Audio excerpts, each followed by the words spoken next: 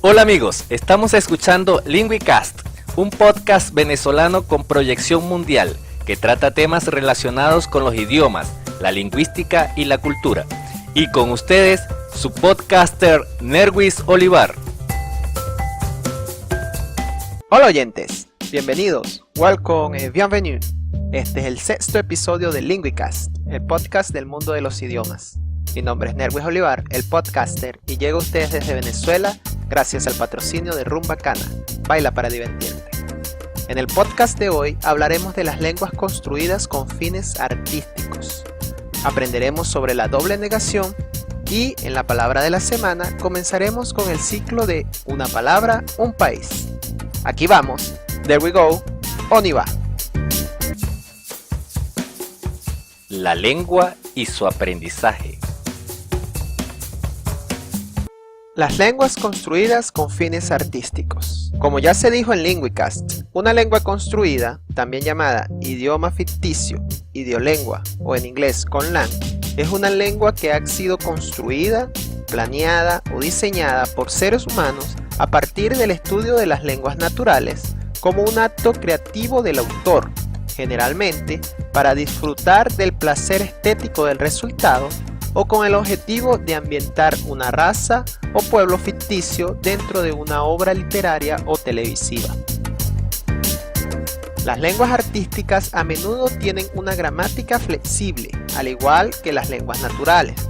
La mayoría están diseñadas teniendo como contexto un universo de ficción, como la Tierra Media de J.R.R. Tolkien, el universo de Star Trek donde habita la raza Klingon, o la mismísima Tierra posapocalíptica de la serie televisiva The 100, traducida como Los 100. Otras representan lenguas minoritarias en un mundo que no es manifiestamente diferente del mundo real o no tiene un contexto de ficción asignado. Hay diferentes escuelas en la creación de lenguas artísticas. La más importante es la escuela naturalista, que trata de imitar la complejidad y la historicidad de las lenguas naturales. Otras no intentan imitar la evolución natural de las lenguas, sino que siguen un estilo más abstracto. Las lenguas ficcionales que están diseñadas para incorporarse a un lugar o universo de ficción generalmente son ideadas con la intención de dar más credibilidad a la historia. Por eso son empleadas en libros, películas, programas de televisión, videojuegos, cómics, juguetes y composiciones musicales, donde la historia amerita que los personajes de diferentes especies, países, planetas o universos hablen diferentes idiomas. Sería difícil creer que un extraterrestre llegase hablando directamente en tu mismo idioma, o que los elfos se hablen español entre ellos, ¿verdad? Pues es ahí donde entran las idiolenguas. En este episodio de LingüiCast veremos las características más resaltantes, el origen y el uso de dos de los muchos idiomas de ficción que existen. El Klingon, de la serie Star Trek, por ser uno de los primeros y posiblemente la idiolengua de ficción con el mayor vocabulario y el mayor número de hablantes a nivel mundial, y el Trígedeslen, de la serie The 100, por ser uno de los más recientes e interesantes, además del favorito del podcast. El idioma Klingon es una lengua construida y artística, desarrollada por Mark Okrand para los estudios Paramount Pictures, como lengua vernácula de la raza Klingon en el universo de Star Trek. Fue diseñado con el orden de palabras tipo objeto, verbo, sujeto, para hacerlo menos intuitivo y darle un aspecto más alienígena. El actor James Doohan creó los sonidos básicos, junto con unas pocas palabras para la primera película basada en la serie original, Star Trek, la película, de 1979. Hasta ese momento, los Klingons siempre se habían expresado en inglés. Posteriormente, Mark Okrand amplió el escaso vocabulario creado por el actor, creando un amplio léxico y una gramática completa para Star Trek 3, En búsqueda de Spock, y las producciones posteriores. También, el idioma Klingon es denominado a veces como Klingonese o, en su traducción en español, Klingonés. La lengua Klingon ha sido diseñada a imagen de la cultura ficticia de hábitos guerreros, a la que permite comunicarse. Por ejemplo, hay varias palabras que significan luchar o enfrentarse, con diferentes grados de intensidad. Hay una gran cantidad de palabras referentes a la guerra y al armamento, así como una gran variedad de insultos, lo cual se considera un refinado arte en la cultura Klingon. En el episodio piloto de la serie Star Trek Enterprise, se afirma que el idioma Klingon posee 80 dialectos poligluturales, construidos sobre una sintaxis adaptable. Ese mismo episodio muestra que el primer personaje humano en aprender fluidamente este idioma fue el alférez Hoshi Sato, gracias a una base de datos lingüística suministrada por el embajador vulcano en la Tierra. La productora Paramount Pictures posee el copyright sobre el diccionario oficial y sobre otras descripciones canónicas de la lengua. Una descripción del idioma Klingon puede encontrarse en el libro de Ockham, The Klingon Dictionary, el diccionario Klingon. Otros trabajos notables acerca del tema son The Klingon Way, el modo Klingon, que incluye dichos y proverbios Klingon, Klingon for the Galactic Traveler, Klingon para el viajero galáctico, y dos producciones sonoras, Conversational Klingon, Klingon conversacional, y Power Klingon, Poder Klingon. También se han editado 3 libros en este idioma, Gilgamesh, Hamlet y Mucho ruido y pocas nueces. Estas dos últimas elecciones fueron inspiradas por el personaje del canciller Gorkon en la película Star Trek VI, Aquel país desconocido, quien llega a afirmar que es mejor leer a Shakespeare en el Klingon original. Ahora hablemos del Triggered Slang, que es una idiolengua creada por el lingüista estadounidense David J. Peterson. ¿Les suena conocido? Eso es porque este lingüista es el creador de varias idiolenguas para la televisión, como el Dothraki y el Alto Valyrio para la famosísima serie Juego de Tronos. El Triggered Slang fue creado para ser usado en el programa de la cadena CW llamado The 100.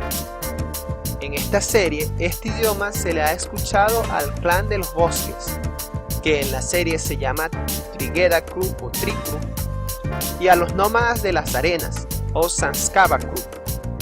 Sin embargo, se presume que también lo hablan todos los terrícolas o grounders en inglés, que son los nacidos en la tierra. Incluso algunas de las personas del cielo, o Skycrew, han comenzado a aprenderlo, o ya lo hablan por su contacto con los terrícolas. El Triggered Slang es descendiente de un dialecto de acento fuertemente marcado del inglés estadounidense. Se supone que ha evolucionado rápidamente a lo largo de las 3 generaciones de nacidos en las zonas aledañas a lo que hoy es la capital de Estados Unidos, luego de la guerra nuclear que es el origen de la serie. Asimismo, su desarrollo se vio influenciado por el lenguaje en código utilizado por los sobrevivientes al cataclismo pocos después de él. Sin embargo, esto solo afectó de manera sustancial al léxico. Para el momento en el que bajaron los habitantes del Arca, de donde proviene el grupo de protagonistas, se creía que los terrícolas solo hablaban Triggered Slang. Sin embargo, más tarde fue revelado que los guerreros y algunas personas importantes hablan inglés, pero lo ocultan por razones tácticas. Es importante acotar que el Triggered Slang no es un creole, como se denomina a las lenguas que se desarrollan de forma natural, mezclando uno o más idiomas debido al contexto político-económico de mezcla de pueblos de diferentes idiomas, como el creole haitiano, por ejemplo. En realidad, Triggered Slang es un descendiente del inglés. Esto es algo parecido a lo que ocurrió con el latín y las lenguas romances como el español. Supongamos este ejemplo. Si una parte del Imperio Romano de alguna forma hubiese mantenido inmutable el latín y hoy alguien proveniente de ese grupo entrara en contacto con alguno de nosotros, no podría comunicarse con alguien que habla español, francés o ni siquiera italiano, aun cuando todas provienen de esta lengua madre. Finalmente, el Triggered Slang no tiene un sistema de escritura, es decir, es una lengua completamente oral. Esto se debe a que, en la serie, Han pasado 97 años desde la destrucción del mundo conocido. Los descendientes de los sobrevivientes al fin del mundo son en su mayoría analfabetas, pues los restos de escritos que sobrevivieron todo este tiempo están incompletos y probablemente han sido mantenidos en secretos y pasados entre guerreros de generación en generación junto con el inglés. Los escritores de la serie le pidieron a Peterson que usara un sistema de escritura simplificado para los libretos. Los guionistas le envían las partes que desean traducir al trigueros slang y el creador los traduce, y además de utilizar transcripciones fonéticas, les envía a los actores audios con los diálogos que les corresponde decir en el idioma. I like Nerwiscom Podcast Crew and I am sub Shiljagaf. ¿Sabes lo que dije? ¿Hablas Klingon o trigueros slang? ¿Conoces alguna otra idiolengua de ficción interesante? Respóndeme en Espacio Podcast y en @nerwispodcast. Veamos si en verdad eres un fan de estos mundos. Curiosidades del idioma. En español y en algunas otras lenguas, existe un esquema particular de negación que permite combinar el adverbio no con la presencia de otros elementos que tienen también sentido negativo. Los adverbios nunca, jamás, tampoco, los indefinidos nadie, nada, ninguno, la locución en, la, mi, tu, su vida y los grupos que contienen la palabra ni aparecen siempre en oraciones de sentido negativo. Si estos elementos van antepuestos al verbo, este no va acompañado del adverbio de negación no. Por ejemplo, nunca voy al teatro, él tampoco está de acuerdo, jamás lo haré, nadie lo sabe. Pero si van pospuestos al verbo, este debe ir necesariamente precedido del adverbio no. No voy nunca al teatro, él no está de acuerdo tampoco, no lo haré jamás, no lo sabe nadie. La concurrencia de estas dos negaciones no anula el sentido negativo del enunciado, sino que lo refuerza, pues a diferencia de otros idiomas, como el inglés, la doble negación en español no es una afirmación, sino que continúa siendo una negación. Dada la importante función comunicativa de la negación, es muy común que muchas lenguas del mundo recurran a la doble negación como una manera de marcar redundantemente. Técnicamente, la doble negación es de hecho un fenómeno de concordancia de polaridad negativa. La negación simple tiene el riesgo de que si al oyente le pase inadvertido el elemento negativo, habrá problemas de malinterpretación. La doble negación o la negación redundante es una estrategia que disminuye este problema. Un estudio realizado sobre una muestra de 345 lenguas demostró que 20 usan regularmente la doble negación. Esa tasa de redundancia no es común en otras categorías gramaticales. Un caso donde este fenómeno ocurre de forma regular es en el francés. Por ejemplo, la oración Jean ne voit pas Marie, Juan no ve a María, las partículas ne y pas son negativas. La doble negación no la desconocía ninguno de ustedes, ¿verdad? La palabra de la semana. Esta semana comenzaremos con el ciclo Una palabra, un país, y consiste en que cada semana en LinguiCast, durante este ciclo, diremos una palabra que identifique a un país.